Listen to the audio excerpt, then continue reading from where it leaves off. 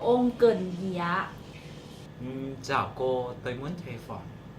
Thưa ông, ở đây chúng tôi có hai loại phòng, phòng đơn và phòng đôi. Ông muốn thuê loại nào ạ? Phòng đơn bao nhiêu một đêm?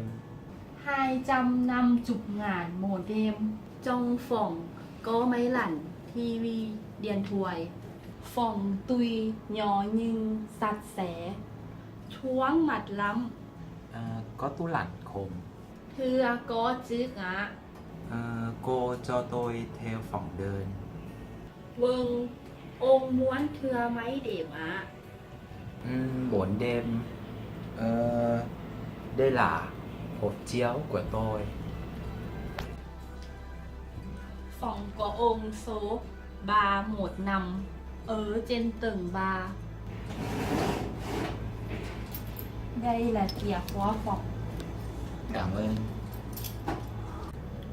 Thưa ông, các sản chúng tôi có phục vụ ăn sáng miễn phí cho quý khách.